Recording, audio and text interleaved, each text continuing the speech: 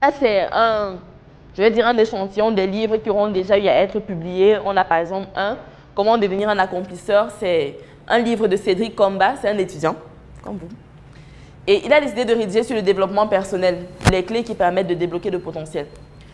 Guide pratique de la médecine en milieu carcéral africain, par exemple. Ça, c'était un livre du docteur Calvin Tiyou, qui a travaillé pour le compte de Médecins sans frontières pendant un certain nombre d'années, plus précisément dans le domaine de la médecine carcérale. La médecine carcérale, c'est la médecine qui a trait aux prisons, c'est-à-dire l'accompagnement, le suivi médical des prisonniers. Et le moins qu'on puisse dire, c'est qu'en Afrique, la médecine elle-même n'étant pas déjà forcément très développée dans toutes les zones, la médecine carcérale l'est encore moins. Ça veut dire qu'il fallait trouver des astuces, des moyens de pouvoir résoudre les problèmes de santé des prisonniers avec même des moyens de bord. Donc, il a essayé de compiler cette expérience-là pour faire en sorte que d'autres médecins qui puissent être confrontés aux mêmes réalités puissent s'inspirer de son expérience afin d'être plus édifiés et de pouvoir tirer le maximum de profit du peu de matériel qu'on pourrait mettre à leur disposition pour bien faire leur travail. Ingénieur taille XL, c'est un roman qui a été rédigé, j'aime énormément ce roman, qui a été écrit par un ingénieur de mine, elle s'appelle Gladys Masso. Et c'est une femme corpulente, très corpulente. Mais pendant très longtemps, non seulement elle est une femme, mais en plus, le fait qu'elle soit corpulente, on l'a très souvent assimilée plutôt à son corps. Elle est ingénieure de mine, ça veut dire, le moins qu'on puisse dire, c'est que dans la tête, c'est très rempli. Mais ça a été très difficile de pouvoir établir cette autorité-là, déjà dans un milieu qui était purement masculin et ensuite dans une société qui a très souvent tendance à juger les gens par rapport à leur physique. Donc, elle raconte un peu son expérience également, comment est-ce qu'elle a fait pour surmonter ce problème-là, comment est-ce qu'elle a même choisi sa filière. Et c'est également histoire d'inspirer non seulement les jeunes, mais également les personnes qui se sentent complexées d'une façon ou d'une autre par leur physique, afin qu'ils puissent avoir de grandes réalisations au-delà de ça.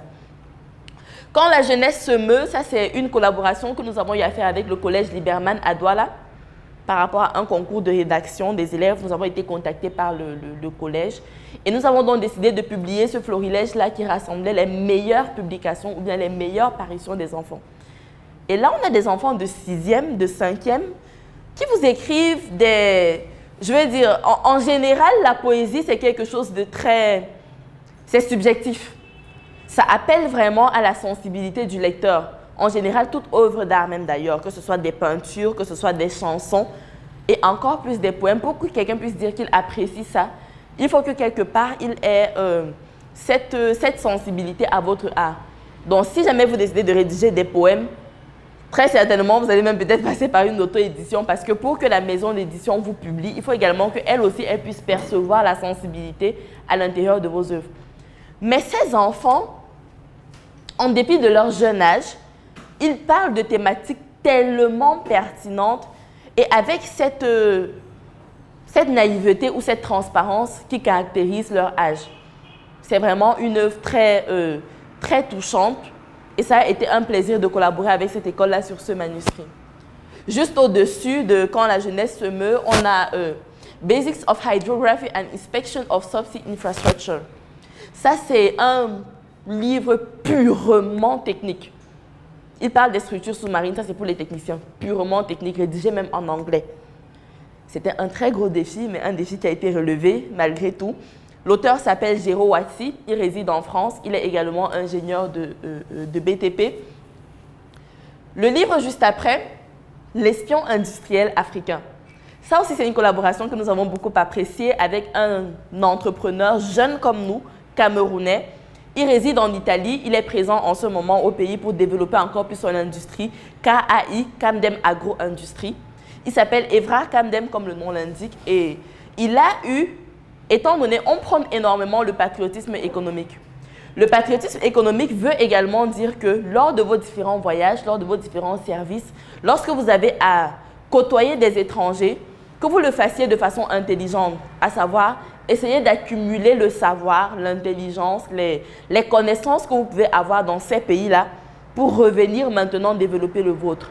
Et c'était littéralement le défi de l'auteur. Il a dit, espion industriel, ça veut dire en Italie, il y a beaucoup d'industries agroalimentaires.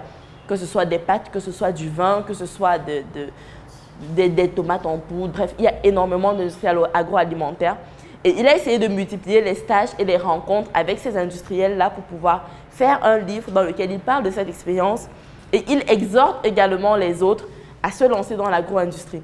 Le tome 2 du livre est d'ailleurs, nous sommes en train de travailler sur le tome 2 du livre qui va paraître certainement au cours du premier trimestre de 2021. Et c'est un manuel que je vous invite également à lire dès que vous pouvez. Bon, un métier atypique. Bon, là, je pense que si, pour ceux qui sont familiers avec la Startup Academy, je ne vais pas présenter de nouveau le docteur Claudel Dubissi, qui est entrepreneur, médecin de formation, mais qui s'est trouvé... bon, je ne sais même pas comment est-ce que je vais qualifier son parcours. Comme il dit, c'est un parcours atypique. Et là, il est question donc d'une autobiographie. C'est également un style de livre, c'est un type de rédaction, c'est le style romanesque, mais là, l'auteur raconte lui-même sa vie. Un peu comme ce que tu ambitionnes de faire, par exemple. Et à l'intérieur de ce livre, on va donc un peu comprendre quelles sont les différentes circonstances qui ont poussé l'auteur à devenir ce qu'il est. On aime souvent lui dire, tu aimes trop l'argent, tu aimes trop la guerre, tu es trop agressif, tu es. À l'intérieur de ce livre, donc, on voit donc que les différents événements, le parcours façonne les individus. Et ça permet donc également à d'autres personnes qui veulent avoir le même parcours que lui ou un parcours similaire de s'inspirer une fois de plus de ses pas. Juste à côté, on a un livre du même auteur, 100 idées de projet à débuter sans financement au Cameroun. Là, c'est un guide, littéralement, pour tous ceux qui aiment souvent dire « j'ai envie d'entreprendre, mais je n'ai pas d'idée ». Ok, d'accord, c'est pas grave. Voilà des idées. Et en plus des idées, il y a également une marche à suivre, un canevas assez scientifique qui a été théorisé et qui permettra donc à chaque lecteur de voir comment implémenter les idées qui se trouvent à l'intérieur pour pouvoir, dès le début, très vite, se lancer sur le terrain. Bon, ça, comme je disais, vraiment, c'est un échantillon. Je ne pouvais pas présenter tous les livres qui ont été publiés.